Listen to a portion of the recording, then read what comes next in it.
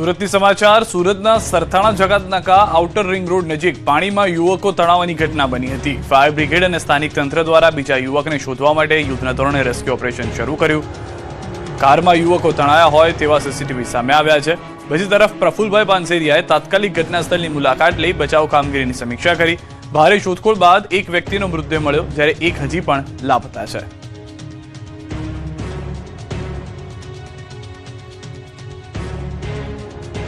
સુરતમાં ચોમાસામાં ધરતીકંપ જેવા દ્રશ્યો। ડિંડોલીનો રોડ ધ્વસ્ત થઈ ગયો છે। 180 ફૂટ દીપદર્શન સ્કૂલ રોડ પર ડામરના પોપડા ઉખડી ગયા। 3 થી 4 મીટર સુધી રોડના પોપડા ઉપર આવી જતા ચોંકાવનારા દ્રશ્યો। ડ્રોન શોટમાં આખા રોડ પર ડામરના મોટા પોપડા વેરવિખેર જોવા મળી રહ્યા છે। માત્ર 2 મહિના પહેલા બનેલો કરોડોના ખર્ચનો રોડ પ્રથમ વરસાદમાં તૂટી બાદ સુરતમાં ખાડીપુરનો આવશે કાયમી ઉકેલ। રાજ્ય સરકારે ખાડીપુર માટે ફાળવ્યા 500 કરોડ રૂપિયા।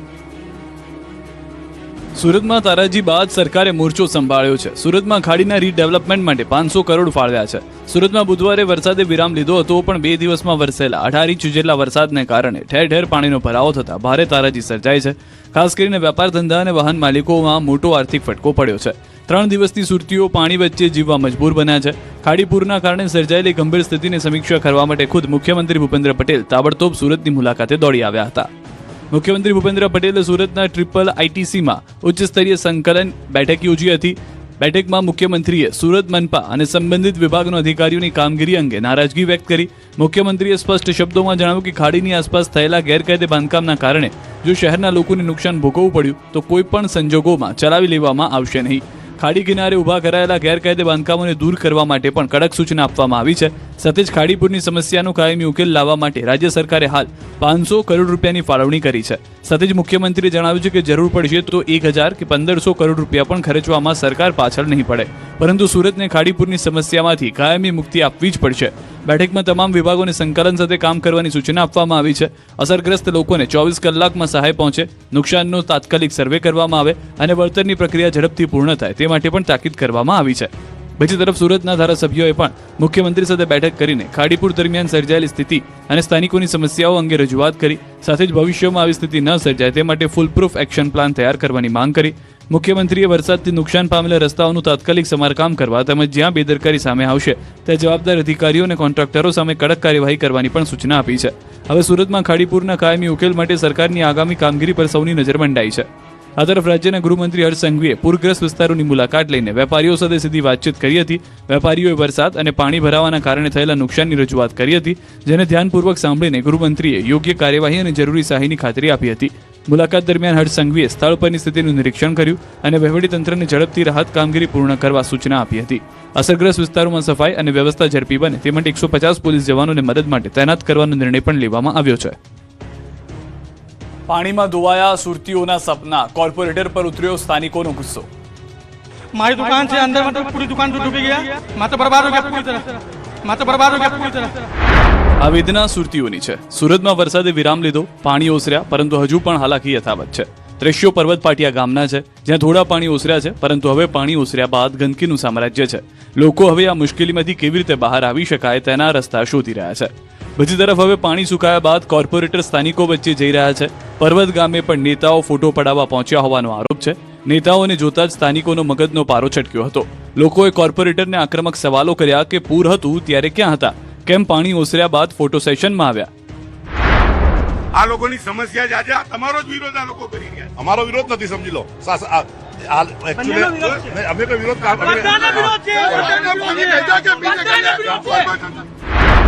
પર્વત ગામે હજુ ઘૂંટણડૂબ પાણી ભરાયેલા હતા। એવામાં કોર્પોરેટર અને અધિકારીઓ પોતાની ગાડીમાં અથવા ટ્રેક્ટરમાં સ્થળની મુલાકાત લઈ રહ્યા હતા, જેને લઈને પણ લોકોમાં રોષ ફાટી નીકળ્યો અને ટ્રેક્ટરમાં આવેલા અધિકારીઓને અટકાવીને ચાલીને આવવાની ટકોર કરી।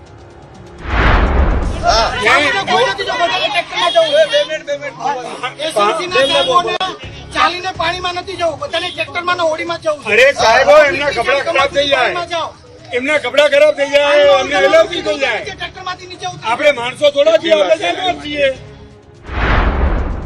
અને ટ્રેક્ટરમાં આવેલા અધિકારીઓને અટકાવીને ચાલીને આવવાની ટકોર કરી। ભારે વિરોધ બાદ તંત્રની ટીમ પણ કામે લાગી અને ગંદકી દૂર કરવા માટે સાફ સફાઈની કામગીરી શરૂ કરી। લોકોને ભીતિ છે કે પાણી ઓસર્યા બાદ ગંદકીના પગલે ક્યાંક બીમારી ફાટી ન નીકળે, તેના માટે દવાના છંટકાવની પણ સ્થાનિકોએ માંગ કરી છે। સુરતમાં મેઘરાજાએ ટેક્સટાઇલ ઉદ્યોગની કમર તોડી, કરોડોનું નુકસાન. एवरेज 150 से 200 करोड़ रुपए का टर्नओवर था, वो टर्नओवर रुक गया. સુરતમાં મેઘરાજાએ ટેક્સટાઇલ ઉદ્યોગની કમર તોડી છે. 2 દિવસથી રોજ વેપારીઓને 150 થી 200 કરોડ રૂપિયાનું નુકસાન થઈ રહ્યું હોવાનો દાવો છે. એટલે કે 2 દિવસમાં સુરતના કાપડ ઉદ્યોગ સાથે જોડાયેલા વેપારીઓને કુલ 400 કરોડનો કુંભો પડ્યો છે. અને હજુ પણ કાપડ બજારમાં ક્યારથી કામ શરૂ થશે તેનું કંઈ જ નક્કી નથી. ટેક્સટાઇલ માર્કેટની કેટલીક દુકાનો હજુ પણ પાણીમાં ડૂબેલી છે. જ્યાંથી પાણી ઓસર્યું છે ત્યાં ગંદકીના ઢગલા છે. ટેક્સટાઇલ માર્કેટમાં બેઝમેન્ટમાં અંદાજે 1000 જેટલી દુકાનો આવેલી છે. વેપારી દીઠ લાખો રૂપિયાનું નુકસાન થયું હોવાનો દાવો છે. વેપારીઓનું કહેવું છે કે રક્ષાબંધનને લઈને તેમણે તૈયારીઓ કરી હતી. આશા હતી કે કાપડ બજારમાં તેજી રહેશે, જે મુજબ દુકાનમાં માલ ભર્યો હતો. પરંતુ કુદરતની થપાટ એવી વાગી કે વેપારીઓ આર્થિક રીતે ધોવાઈ ગયા. દુકાનની અંદર રહેલો બધો માલ પલળી ગયો. હવે આ પલળેલું કાપડ કોણ ખરીદશે તેને લઈને સવાલ છે. લાખો રૂપિયાનું નુકસાન થતા વેપારીઓએ સરકાર પાસે મદદ માટે હાથ લંબાવ્યો છે. સુરતના માંગરોળમાં ખીમ નદીએ સર્જી તારાજી પાર્ક કરેલી કરોડોની ક્રેન ડૂબી. સુરત અને તેના ઉપરવાસમાં પડેલા ધોધમાર વરસાદે જનજીવનને ભારે અસર પહોંચાડી છે. કીમ નદીમાં આવેલા પૂરના કારણે માંગરોળ તાલુકાના મોટી નરોલી વિસ્તારમાં કરોડો રૂપિયાનું નુકસાન થયું છે. ઉપરવાસમાં ભારે વરસાદ બાદ કીમ નદી બે કાંઠે વહેતા માંગરોળ તાલુકાના મોટી નરોલી વિસ્તારમાં પૂર જેવી સ્થિતિ સર્જાઈ. નદીના પાણી ફરી વળતા નદી કાંઠે પાર્ક કરાયેલા ભારે વાહનો પણ તેની ચપેટમાં આવી ગયા. ડ્રોનના આકાશી દ્રશ્યોમાં સ્પષ્ટ દેખાઈ રહ્યું છે કે કીમ નદીના તોફાની પ્રવાહે 3 કરોડ રૂપિયાની કિંમતની એક વિશાળ ક્રેન અને અંદાજે 50 લાખ રૂપિયાના 2 ટ્રકને સંપૂર્ણપણે પાણીમાં ગરકાવ કરી દીધા. પાણીનો પ્રવાહ એટલો પ્રચંડ હતો કે ભારે મશીનરી પણ લાચાર બની ગઈ. હાલ નદીનું જળસ્તર ઘટવા લાગ્યું છે, પરંતુ પાછળ કરોડો રૂપિયાનું નુકસાન છોડી ગયું છે. બીજી તરફ સુરત શહેરમાં પણ વરસાદની અસર યથાવત જોવા મળી રહી છે. માગોબ સહિતના વિસ્તારોમાં રસ્તાઓ નદીમાં ફેરવાઈ ગયા. રસ્તા વચ્ચે વાહનો બંધ પડી જતા લોકોને ભારે હાલાકીનો સામનો કરવો પડ્યો અને જનજીવન સંપૂર્ણપણે અસ્તવ્યસ્ત બની ગયું. ભારે વરસાદ બંધ થયા બાદ પણ બીજા દિવસે અનેક વિસ્તારોમાં સ્થિતિ સામાન્ય બની નથી. સણિયા અહેમદ, કુંભારિયા, મગોબ અને લિંબાયત જેવા વિસ્તારોમાં હજુ પણ 5 થી 7 ફૂટ પાણી ભરાયેલા છે. રહેણાંક વિસ્તારોમાં પાણી ન ઓસરતા લોકો પોતાના ઘરોમાં જ રહેવા મજબૂર બન્યા છે, જ્યારે દૈનિક જીવન અને વ્યવસાય પર પણ તેની ગંભીર અસર જોવા મળી રહી છે. હાલ વરસાદનું જોર ઘટ્યું હોવા છતાં પાણી સંપૂર્ણપણે ન ઓસરતા અસરગ્રસ્ત વિસ્તારોમાં લોકો માટે મુશ્કેલીઓ યથાવત છે. તંત્ર દ્વારા સ્થિતિ પર સતત નજર રાખવામાં આવી રહી છે. સૌરાષ્ટ્રના દરિયા કિનારેથી મળ્યા અજાણ્યા કન્ટેનર, તપાસ ચાલુ. સૌરાષ્ટ્રના દરિયાકાંઠે સતત બીજા દિવસે રહસ્યમય કન્ટેનર મળી આવતા ચકચાર મચી છે. ગઈકાલે પોરબંદરના માધવપુર દરિયાકાંઠે કન્ટેનર તણાઈ આવ્યું હતું, તો આજે જૂનાગઢ જિલ્લાના માંગરોળ નજીક સાંગાવાડા દરિયાકાંઠેથી પણ એક કન્ટેનર મળી આવ્યું છે. પોરબંદરના પ્રખ્યાત માધવપુર દરિયાકાંઠે દરિયાના મોજા સાથે એક ટેન્કર પ્રકારનું કન્ટેનર તણાઈને કિનારે પહોંચ્યું હતું. દરિયાકાંઠે વિશાળ કન્ટેનર જોવા મળતા સ્થાનિક લોકોના ટોળેટોળા ઉમટી પડ્યા હતા. ઘટનાની જાણ થતાં માધવપુર પોલીસ અને કસ્ટમ વિભાગની ટીમ તાત્કાલિક સ્થળ પર પહોંચી હતી અને તપાસ શરૂ કરી હતી. પોલીસ અને કસ્ટમ વિભાગ હાલ એ દિશામાં તપાસ કરી રહ્યા છે કે આ કન્ટેનર ક્યાંનું છે, કયા જહાજમાંથી દરિયામાં તણાઈ ગયું હતું અને તેમાં અગાઉ શું માલ સામાન ભરેલો હતો. બીજી તરફ આજે જૂનાગઢ જિલ્લાના માંગરોળ તાલુકાના સાંગાવાડ દરિયાકાંઠાથી પણ વધુ એક કન્ટેનર મળી આવતા ચકચાર મચી છે. સ્થાનિકોએ પોલીસને જાણ કરતા ટીમ ઘટના સ્થળે પહોંચી હતી. પ્રાથમિક તપાસમાં કન્ટેનર ખાલી હોવાનું સામે આવ્યું છે. તેમ છતાં તે દરિયામાંથી અહીં સુધી કેવી રીતે પહોંચ્યું તે અંગે પોલીસે તપાસ શરૂ કરી છે. સતત બીજા દિવસે દરિયાકાંઠે કન્ટેનર મળી આવતા સુરક્ષા એજન્સીઓ સમગ્ર ઘટનાને ગંભીરતા. ચોમાસાને લઈને અમરેલીમાં 10 માંથી 7 ડેમ ઓવરફ્લો થયા. અમરેલી જિલ્લામાં છેલ્લા 3-4 દિવસથી પડેલા ભારે વરસાદને કારણે સિંચાઈ વિભાગ હરકતમાં આવ્યું. વરસાદના પ્રથમ રાઉન્ડમાં જિલ્લાના કુલ 10 ડેમોમાંથી 7 જેટલા મુખ્ય ડેમ ઓવરફ્લો થઈ ચૂક્યા છે. જે જળાશયો માત્ર 4 દિવસ પહેલા સાવ સૂકા ભટ્ટ જોવા મળતા હતા, તે મેઘરાજાની મહેરબાનીથી દરિયાની માફક લહેરાઈ રહ્યા છે. ખાસ કરીને ધારીનો ખોડિયાર ડેમ, જે અમરેલી જિલ્લા માટે પીવાના પાણી અને ખેતી માટે અત્યંત મહત્વનું ગણાય છે, તે અત્યારે સંપૂર્ણપણે ભરાઈ ચૂક્યો છે. ભારે વરસાદને કારણે જિલ્લાના કેટલાક નીચાણવાળા વિસ્તારોમાં નુકસાની અને તબાહીના દ્રશ્યો પણ સામે આવ્યા, પરંતુ ડેમોમાં આવેલા અમૃત સમાન પાણીની સરખામણીએ આ મુશ્કેલી ઘણી નાની છે. ડેમો છલકાઈ જતા ખેડૂતોના આગામી સિઝન માટે બમણો ઉત્સાહ જોવા મળી રહ્યો છે. જિલ્લાના ખોડિયાર ડેમ ઉપરાંત ધાતરવડી 1, 2 તેમજ રાયડી ડેમ જેવા જળાશયોમાં પાણીની પ્રચંડ આવક થઈ છે. મેઘરાજાનું વેકેશન મોડ ઓન, 7 દિવસ માત્ર છૂટાછવાયા વરસાદની શક્યતા. રાજ્યમાં છેલ્લા કેટલાક દિવસોથી વરસી રહેલા મેઘરાજા હવે થોડા દિવસ માટે વેકેશન મોડમાં જોવા મળશે. હવામાન વિભાગના અનુમાન મુજબ આગામી 7 દિવસ સુધી રાજ્યમાં ભારે વરસાદની શક્યતા ઓછી છે, જો કે કેટલાક વિસ્તારમાં હળવાથી મધ્યમ વરસાદ થઈ શકે છે. રાજ્યના કેટલાક વિસ્તારોમાં સ્થાનિક વાતાવરણના કારણે હળવાથી મધ્યમ વરસાદી ઝાપટા પડી શકે છે. સાથે જ અનેક વિસ્તારોમાં પ્રતિ કલાક આશરે 20 કિલોમીટરની ઝડપે પવન ફૂંકાઈ શકે તેવી પણ શક્યતા વ્યક્ત કરવામાં આવી છે. 7 दिन के लिए 9 से लेकर 15 जुलाई तक इसमें इक्का दुक्का स्थानों से लेकर कुछ ही जगह में गुजरात रीजन में हल्का से मध्यम बरसात का संभावना रहेगा और सौराष्ट्र का कच्छ में इक्का दुक्का स्थानों में हल्का से मध्यम बरसात का संभावना रहेगी। आज कोई भारी बरसात का पूर्वानुमान नहीं दिया गया है। દરિયાકાંઠાના વિસ્તારો માટે પણ મહત્વની ચેતવણી આપવામાં આવી છે. સૌરાષ્ટ્રમાં વરાપ નીકળતા ખેડૂતો વાવણીમાં જોડાયા. જૂનાગઢમાં બળદ આધારિત ખેતીનો ટ્રેન્ડ. સૌરાષ્ટ્રમાં મેઘરાજાની મહેરથી ખેડૂતોમાં ખુશીની લાગણી જોવા મળી રહી છે. જૂનાગઢ જિલ્લામાં છેલ્લા 3 દિવસથી વરસાદે વિરામ લેતા ખેડૂતોએ વાવણીનો પ્રારંભ કર્યો છે. વરાપ નીકળતા ખેડૂતો ખેતરમાં સૌપ્રથમ સાથીઓ કરી કંકુથી પૂજન કરી વાવણીના શ્રી ગણેશ કર્યા. ધંધુસર ગામમાં હાલ મગફળી, તુવેર સહિતના પાકનું વાવેતર ચાલી રહ્યું છે. આધુનિક યુગમાં ટ્રેક્ટર અને યાંત્રિક સાધનો ઉપલબ્ધ હોવા છતાં અનેક ખેડૂતો આજે પણ બળદ વડે ખેતીને પ્રાધાન્ય આપી રહ્યા છે.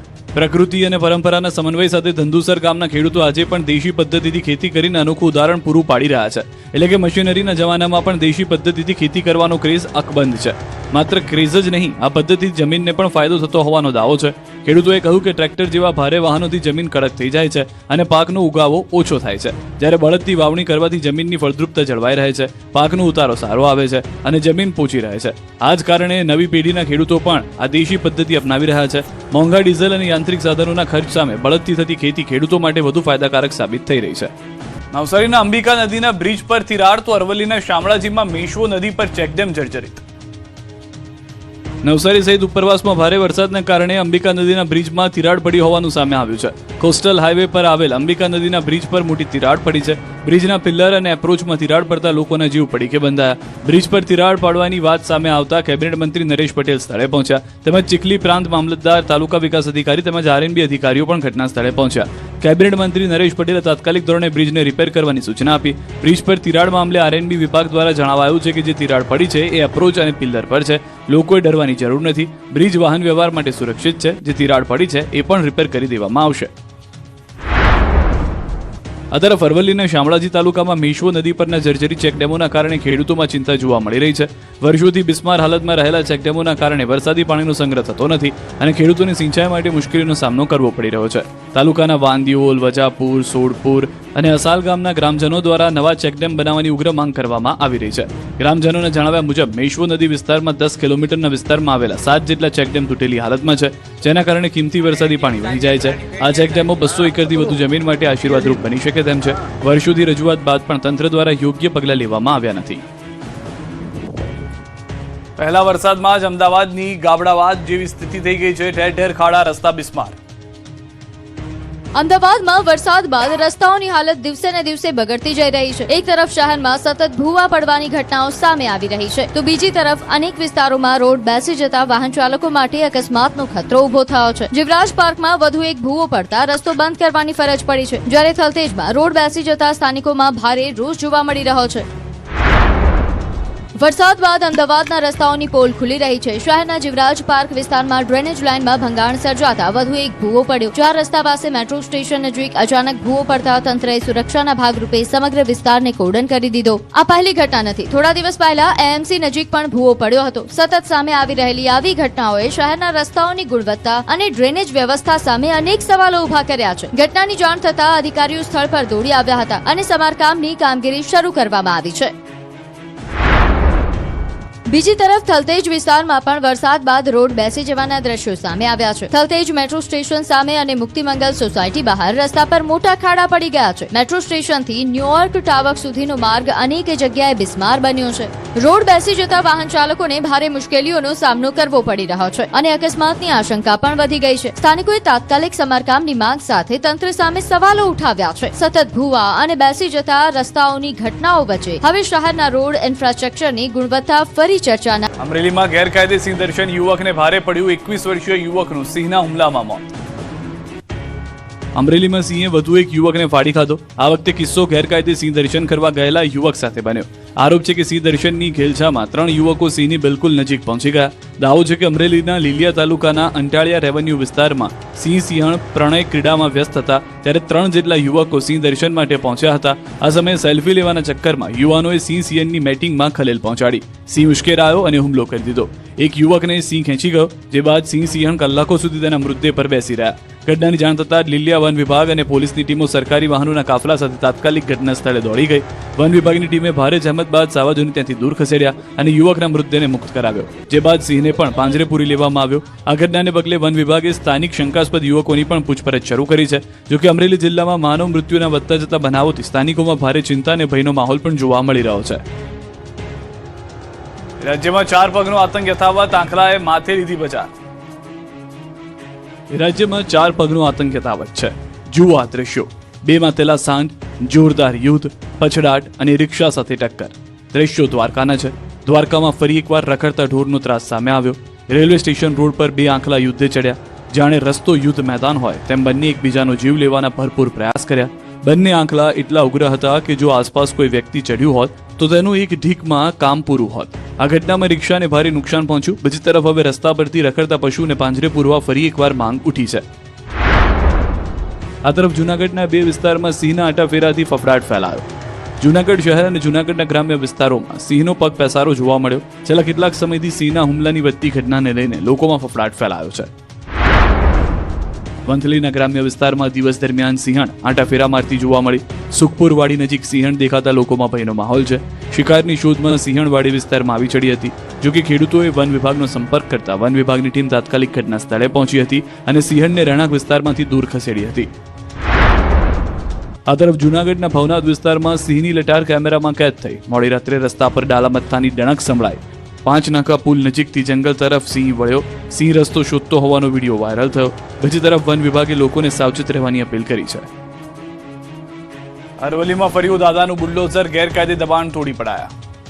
100 ફૂટનો રોડ માંગતા હતા ને વચ્ચે કૂદી અમારા ઘર તોડો તમે બાલ બચ્ચા લઈને કઈ છે બાલ બચ્ચા લઈને અમાર કોઈ સહારો બી નથી. નથી ખાવાના પૈસા, નથી સુવાના પૈસા. હમણાં ઘર બાર તૂટી જાય તમે ક્યાં જશો? ઘર ગુમાવવું પડતા લોકોની આંખમાં આંસુ આવી ગયા. દ્રશ્યો અરવલ્લીના મોડાસાના છે. અહીં દાદાનું બુલડોઝર ફરી વળ્યું અને ગેરકાયદે દબાણો દૂર કરાયા. મોડાસામાં નગરપાલિકા અને વહીવટી તંત્રે દબાણ હટાવ ઝુંબેશ શરૂ કરી છે. મોડાસાના કોલેજ છાપરા વિસ્તારમાં કાર્યવાહી કરવામાં આવી. માર્ગ અને મકાન વિભાગ, નગરપાલિકાના ચીફ ઓફિસર અને પ્રાંત અધિકારીની સીધી દેખરેખ હેઠળ 2 જેટલા જેસીબી મશીનોની મદદથી 24 જેટલા રહેણાંક કાચા અને પાકા મકાનોના દબાણો તોડી પડાયા. જોકે આ ડિમોલિશનની કામગીરી દરમિયાન ઘટના સ્થળે સ્થાનિક લોકોના ભારે વિરોધ અને આક્રોશ વચ્ચે ભારે તંગદિલી સર્જાઈ. પોતાનું આશિયાનું છીનવાઈ જતા લોકોએ હોબાળો મચાવ્યો. લોકોએ આક્ષેપ કર્યો કે તંત્ર દ્વારા તેમને આગોતરી નોટિસ નથી આપી. અચાનક જ આ કાર્યવાહી કરવામાં આવી છે. સ્થાનિકોના ભારે વિરોધને જોતા કોઈ અનિચ્છનીય ઘટના ન બને તે માટે પોલીસનો કાફલો ખડકી દેવામાં આવ્યો છે. બીજી તરફ સ્થાનિક લોકોના આક્ષેપોને ફગાવવાના પ્રાંત અધિકારીએ વહીવટીતંત્રનો પક્ષ સ્પષ્ટ કર્યો છે. પ્રાંત અધિકારીએ જણાવ્યું હતું કે આ દબાણકર્તાઓને 2 વર્ષ અગાઉ જ કાયદેસરની નોટિસ ફટકારવામાં આવી હતી અને તેમને દબાણો હટાવી લેવા પૂરતો સમય આપવામાં આવ્યો હતો.